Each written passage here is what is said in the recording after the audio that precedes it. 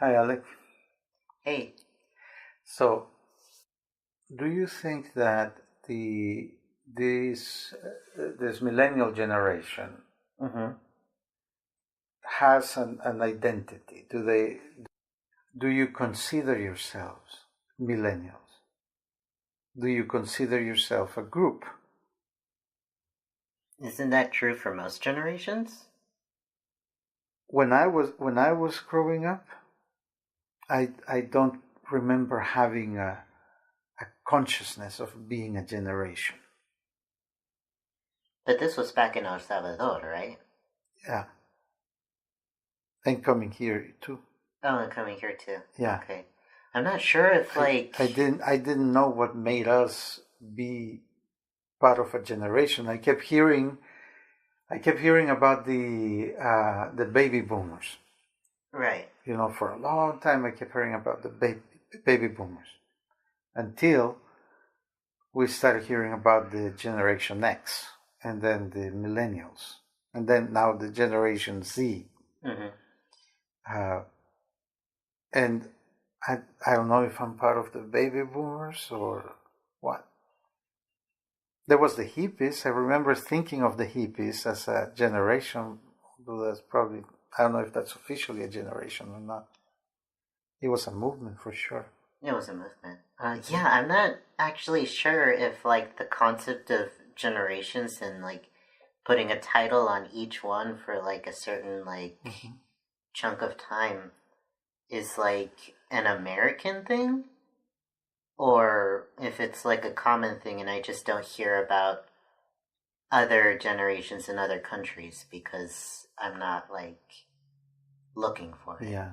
I'm not sure. If anything, I think I saw myself as part of a diaspora, a group of Central Americans that went into exile because of the war. And there are certain traits that make us have had the same kind of experiences. Right. You were in exile, you were helping the guerrillas? Mm-hmm. Yeah. And other refugees. Mm-hmm. But I don't remember having a feel for a generation. So Right, that's more of an American thing. no, I mean like what you felt was more of a a group, a movement, Oh yeah. a rebellion. Mm-hmm. Yeah, and an experience, a common An experience. We went experience, through the right. war and through the and also going through the experience of having left everything behind, having lost everything, and now finding yourself in a very strange land Right. where nothing Like, nothing is. just like other exiles, refugees, immigrants. Yeah. Right. Right. Right. Which you are like all three of them, right? Yeah. Pretty much. Pretty much. But in your case, do you do you feel like you belong to this group that is having this experience right now? Um, I feel like there are things that certainly apply. Like Yeah. what? Well, for instance, like everyone that I know is like having some form of difficulty with um mental illness, Mm-hmm. be it depression or anxiety or anything really. Right. It's part of the common experience now. Yeah, and I don't think people are saying that it's like a big problem with the generation Mm-hmm. because a lot of people our age are having that kind of thing. But I'm wondering if it's more so that we now recognize that it is a thing, Mm-hmm. and it just happens to be this generation that we recognize hey, everybody's fucking depressed. Mm-hmm.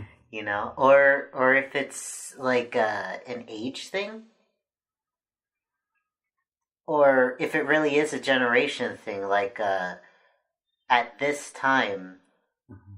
people are facing these challenges that make them super depressed, and this group is the most vulnerable because of their age, not because of their generation, but because the age that they are in this time of history, that they are more vulnerable than other people who are older. And it's hard to know, I think, if Which it is. well, yeah, but what we can see is that you guys talk about it in a way Right. that other generations did not talk We about. absolutely talk about it, and that's a thing that I love about I guess our generational culture, Mm-hmm. that of the Y generation, which is the millennials, and Generation Z. That we talk about it, we're open about the fact that we're suffering through all of these things, and we help each other out. Now, the thing that I don't like that is common in this era is that with a lot of the talking that happens, Mm-hmm. not only are we like processing our feelings and trying to understand like why this is all a thing, but there's also a lot of people that kind of romanticize it. They don't want to get better, you know? Right. And I was going to ask you too, could it be also that the way that is being talked about actually magnifies it or even uh, reinforces the feelings? I know for sure it's a way of coping with it. Whether it's healthy or not, I can't say. I do Okay. know that, like, talking about it is definitely better than bottling it up and pretending it doesn't exist. But the emotion behind talking about it, I'm not quite so sure if it's a healthy coping mechanism or not. Like you, absolutely. You and the people who grew up with you are very familiar with the concept of this fatalistic joking, Yeah. right? Yeah. And that's because you grew up in a horrible time and place where Death is death everywhere is and part of everywhere your and life. imminent, right? Yeah. The thing is that millennials do that too, but we're not in the kind of situation that you're in. We're just dealing with regular everyday stress. And the interesting thing about that is it's also a common type of humor that you find in the military, where you are literally putting your life on the line and even one mistake could cause death, Mm-hmm. right? And so the question comes is that are we not dealing with it emotionally in the right way? Or are the kind of issues that is being put on people this age and younger from this point in time forward way too much for the human psyche? Can you explain that? Like, it's like school, the concept of the way school is structured is extremely normalized, right? Mm-hmm. But if you think about it in a way that is just like the bare facts and not thinking about this as normal. But let's see. You take someone from the ages between 4 to 18 Mm-hmm. and you make them go to a place for 7 or 8 hours at a time, sometimes more, depending on if you have extracurricular. And they have to sit in a room for an hour at a time, and they only have like a 5-minute segment to walk between different rooms. You just sit and you do exactly as you're told. If you deviate from that path in any way, such as speaking up, going to the bathroom without permission, eating, taking a nap, or anything of the sort, you're punished. And there is very little reward. You do the work, you get a grade, depending on how good or how bad you did the work. But most of the time, if you do all of the work but you do very poorly, you're punished for that too. Yeah. You are punished regardless or not if you are capable, even if you're punished if you are incapable, even if you do absolutely everything that you can. And there is no alternative. And if there is an alternative, it's very small, and sometimes those alternatives put even more weight and pressure onto what you already have. It alienates you away from the rest of the world. You're stuck with people that are in a very, very specific age group range, based on where you are. And there are hierarchies even within this institute, depending on where you live and how rich or poor the area is. And the way that they regulate everything can be from tedious to downright criminal. You're only allowed to eat in a very specific time frame, and only if you're able to pay. If you can't pay, then you don't eat. Unless, of course, if you bring something from home, but also that has to be paid for too, because you're bringing it from home, right? Yeah.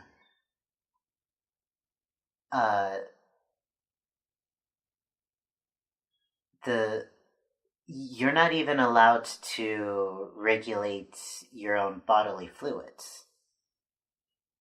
You have to Ask permission just to go to the bathroom. And you have to have something to announce, I'm only going to the bathroom and nothing more. A hall pass. A bathroom pass. Even those who have periods are sometimes restricted from doing so if the teacher so deems it so. Which should be against the law. Maybe it is, but that doesn't stop them from doing it. The law says that if it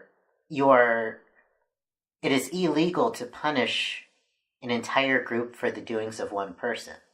But this happens very frequently in classrooms. We are forced to do things that are against the law, and it passes by because, one, the people who are doing it are the only ones who know that it is against the law, and even then, they claim that it is not. As with the principals and the teachers who claim that standing up for the flag is required by law in such meetings that you are in. And when you go home, you also continue to work for this facility for who knows how many hours, and then you go back tomorrow and do it all over again. This is normalized. Does this not sound horrible? It does. It's always sounded horrible to me. Dehumanizing and alienating. There is no room there anywhere for knowing yourself, for exploring, for interacting with the world. There is just a whole bunch of data and examinations and normative conduct. They have to make everyone the same. Right. And deviations from that are unacceptable. Right. The only ones that are acceptable are the ones who are seen as doing more of that normalization, and they promote them. And that's destroying them as well. Yeah. I've seen it with my friends who are straight A students. They absolutely get destroyed if they get an A minus. Mm-hmm. Because they perceive that as failing. Right. I know a friend who when they got a B, they were so devastated. And I said, that's passing. You're passing. And they said, no, it's just as bad as getting a D or a C. I'm failing. Just because they got one B in their entire school career. Mm-hmm. And that's because of the pressure that the parents put on them. And the pressure that the parents put on them is because of the society that is built around this system. Well, what is sad about that is that once they get into college, all those A's really mean nothing. The skills that would be required out of research, analysis, and critical thinking, and those were not necessarily taught. There was no creativity encouraged. There was no challenge to status quo. There was no act of poetic rebellion anywhere in their grade years. Right. So, if it was, it's been punished. They didn't prepare them for that. And the people who have been punished because of these things, they either get jaded or they get more angry and rebellious. Mm-hmm. And that's even more punished. Okay. It's an unending cycle. But that has been the case for many generations. Right. Before yours, right? Exactly. We all went through that. I encountered that in my own, and I really rebelled against it, and I discarded the whole thing, and I did my own thing. Mm-hmm. And I knew that to be the case. So I discarded religion and propaganda and nationalism and racism and all the isms. But now it sounds like this generation, the millennial generation, knows these things too. They've seen it, right? Right. So this cycle of depression, complaining and things like that, is that a coping with that system? Well, we all grew up in that. Or a way to get out of it. We grew up in that system. And I know Generation Z, the majority of Generation Z are going through that system right now. Mm-hmm. And I was looking through in the Tumblr, in the Generation Z section specifically. Mm-hmm. And a lot of them are very conscious of this from a very young age. I see 12-year-olds talking about this. And about the educational system. Right. Okay. And I have not seen anyone question it until at least high school. And I myself haven't questioned it until when? Sophomore, senior, junior? Maybe, yeah. Somewhere around there. Mm-hmm. But we're getting younger and younger by the time we start noticing the bad parts of all of this. The 60s had a proposal for that, right? The tune in, tune out. Is it tune in? What was it? I wasn't there for turn the 60s. On, tune in, turn on, drop out. Oh, yeah. Mm-hmm. That's kind of what I did a little bit, minus the dropout. Well, actually, I did do the dropout part, but Well, not for high school. Well, no, the dropout did not refer to drop out of school necessarily. It's to drop out of the system. Like stop trying to compete in this rat race. Just drop out. Let Okay, it I'm go. still having trouble with the dropout part. Yeah. Because I'm out. I have already dropped out, sort of, but not mentally. I still feel like, Jesus, I need to get back on, or else I'm not going to amount to anything. And that's horrible. But that has been battered into our minds since we were in first grade, maybe even preschool or kindergarten, you know? And that's a very delicate age to have that kind of stupid mentality beaten into you. Yeah. But you didn't seem to buy into it back then. Right. Either. More than other kids, you would just seem to not believe in it, not really be worried about it. Right. But I guess it was a culmination of 12 years that finally did me in, or because I still don't buy into it, but the anxiety has finally taken hold. In what way? In the way that, what if they're right, or what part do I have to actually participate in order to make sure I actually live in this society without completely selling my soul to it, or things like that. Well, is it the system grabbing a hold of you in that sense, or is that coming out of you to as a way of letting you know that it's time to have an experience? That's the thing that I don't know. But the worst part is that even if I do know the difference, there is some bleeding there between the two.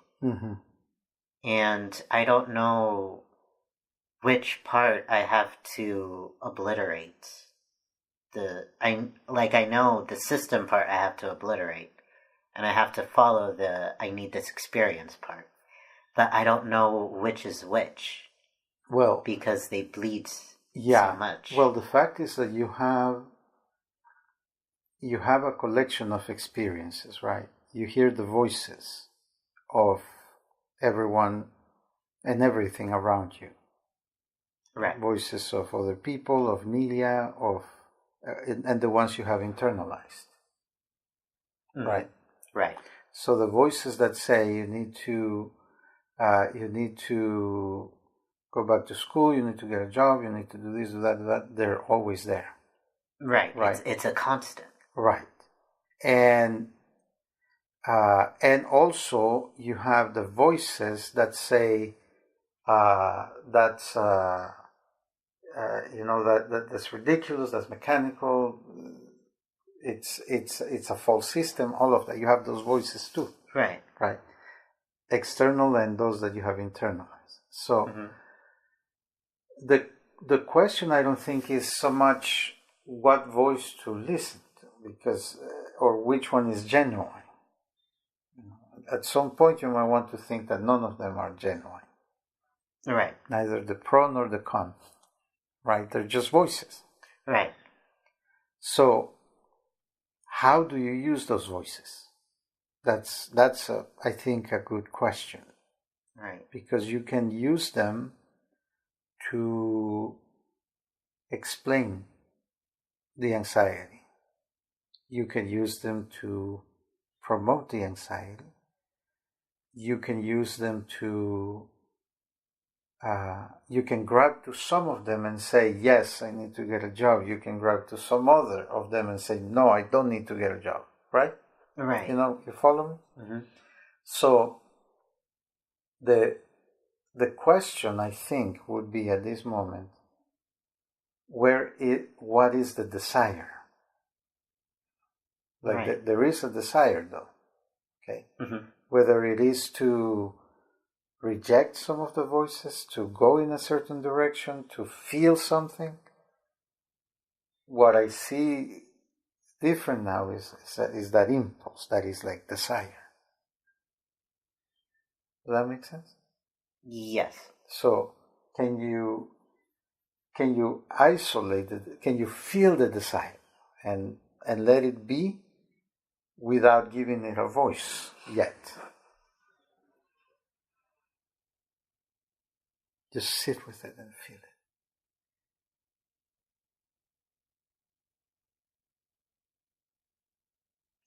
I'm not sure.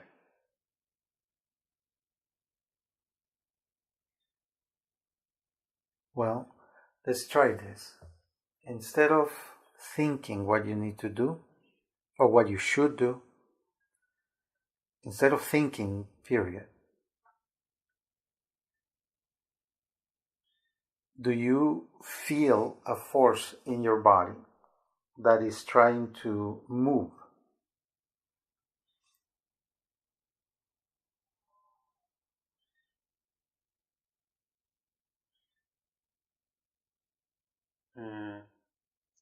Not so much move Mm-hmm. as it is to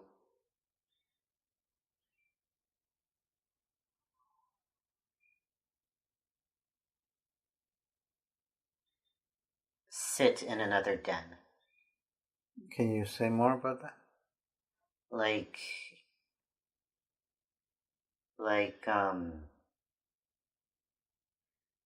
have another me space. Okay. How does that feel?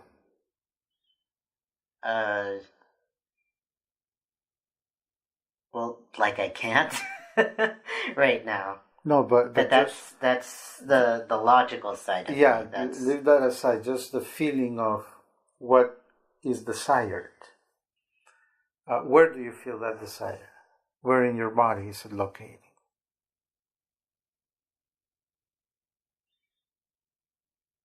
in the comfort zone. But where in the body is that? Like, do you feel it here, here, here? Is it outside of you or inside of you? Uh,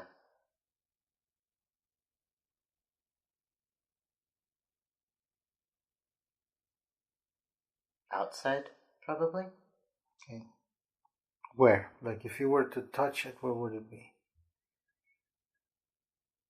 It would be like a blanket. That's that's Like how it feels, like a like blanket. All around? around. Over. Okay. Not of.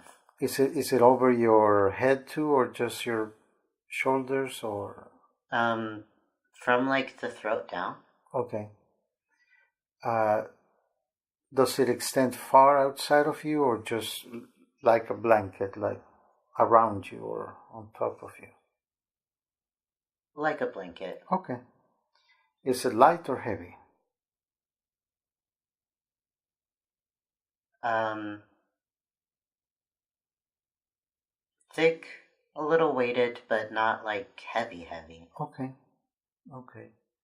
What is its texture like?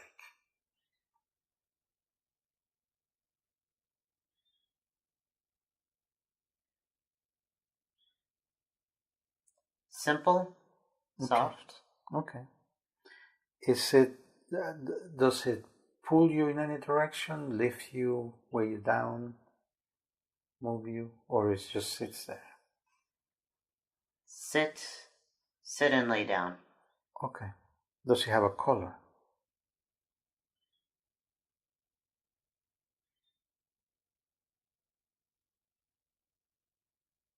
Bluish green. Okay.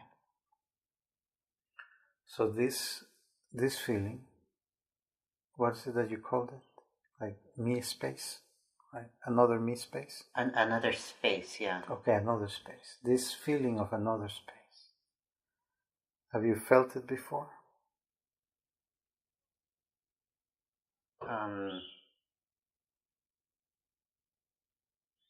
You mean like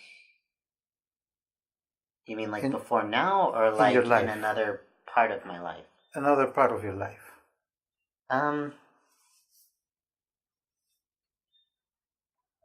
Kind of. Yeah, when? When was the earliest time you remember feeling this?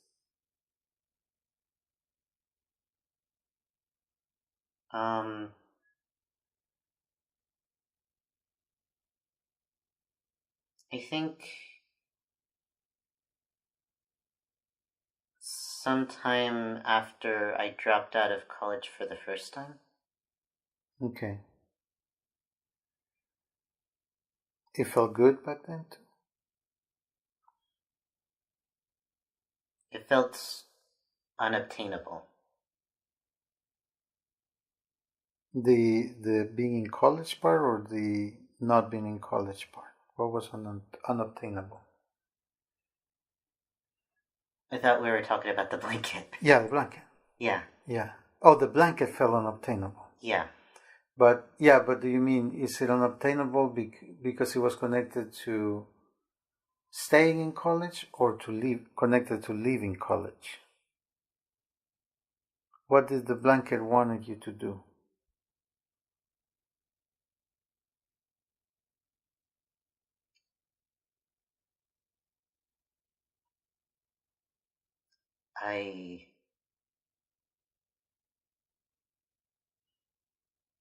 I'm not sure.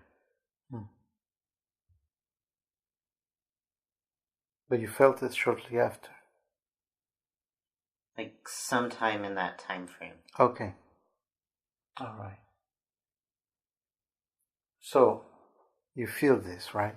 Mm-hmm. And then there are the voices that tell you what you must do or must not do. Right. Okay. Can I suggest something? An exercise. Okay. And you go do it, and then we'll talk about it later. All right. Okay. I want you to sit with this blanket. Okay. Okay. Like any time of the day, any time of the night, just sit with it without coming to any conclusions. Right. Without saying what you need to do, what you must not do, or any of that. Just sit with it and make a list of all the things that are connected to it that make it feel more clean and good. You know what I mean? So, for example, when you sit with it and just feel it, you might get an impression of I don't know, reading a book or taking a bath or having an apartment or taking a walk or finding a job. You know what I mean? Mm-hmm. And just make a list of all the things without worrying about what is possible, what you can do, what you cannot do. None of that. Just a list of the images that enhance this feeling. Does that make sense? Yeah. Okay. Can you do that and then tomorrow we talk about it? I don't know if I'll be able to do it today or tomorrow. Oh, yeah. I mean, got it. Well, it seems like a task that would take a while because we could be. I don't want to force the feeling, you know? Yes. Come on, man, make the feeling your bitch. Force it. Yeah, okay.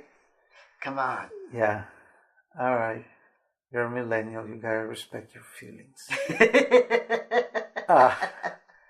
All right. Then do it, and but make a list, right? Whenever you sit with it. Uh-huh. And then we'll talk about what impressions came to mind. Okay. Deal? Deal. Okay. And I think that this is what I mean by desire. Like there is an impulse that's coming from within you. Uh-huh. And this impulse is not the result of ideas, pressures, or anything like that. It's something organic. Okay. How to achieve that is what can be muddled and confused with the voices you hear. Right. Yeah. So someone can tell you that means you need to go back to school, or that means you have to sleep more, or that means you have to exercise, Right. But I want to get rid of all of that and just see where that thing is taking you. Right. And then once that's identified, then we can employ the mind to think about a strategy of how to get there. Does that make sense? Repeat the last part. Yeah. Once you have identified where this impulse wants to take you, then we can use the mind to think of strategies of how to get there. Right. Okay. Okay. So if it was, for example, just to say something, well, I need to have this kind of room around me. Then okay, then once we identify that, how do we get that? That's easier than to keep this feeling muddled with a lot of external considerations that are just more confusing. Okay. So isolate the desire, see the purity of it, and then we employ the mind. All right. Not the other way around. Yeah. Okay. So we'll continue soon then. All right. All right. Well, this is On the Millennial Mind. This is Coyote. And this is Alec. And we'll see you soon. Well, you didn't apologize this time. You're even later this time. Yeah, we're even later. But, you had something scheduled. Yeah, I did. So we actually have an excuse this time as opposed to just... No, actually, I had something scheduled on Saturday. Shh, they don't know that. Okay, good. Okay. All right. Yeah. We're sorry. We're sorry. We suck. We really suck at keeping on schedule and stuff. But hey, I'm a millennial. I was gonna say we have a good excuse. We're on the millennial procrastinating mind. Yeah. All right. Okay. See you soon. See you soon.